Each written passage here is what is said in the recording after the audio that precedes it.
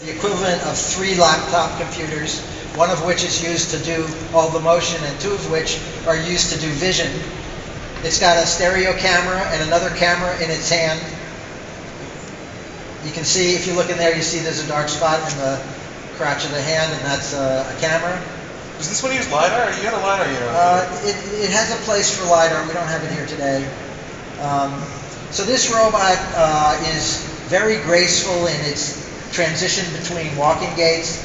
Here it's trotting, it's switched to a walk. That's a pacing gait. If you know anything about animals, these are the gaits that animals normally use. And that's what you've done all the gaits based on, is biomimicry, basically? Basically.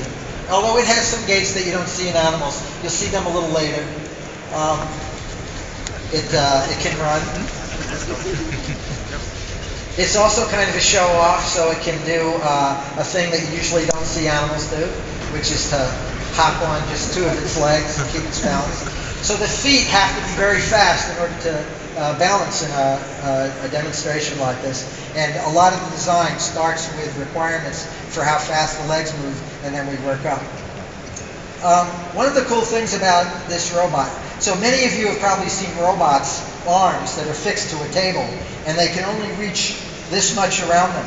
But having an arm on a robot like this, where the body can contribute the way your bodies contribute to the motion of your arms, means that the range of reach is much greater, and therefore the things you can do with the robot are much greater than otherwise.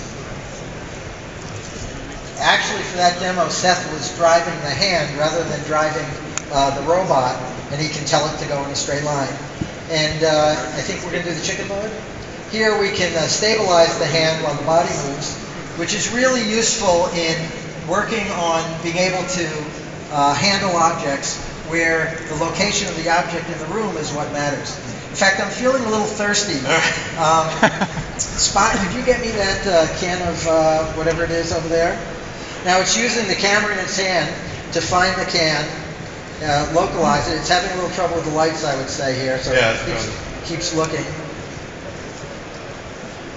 It didn't find it. I think Seth took over control there, if I understand right. That's what I was going to ask, is how much is remote controlled directly and how much...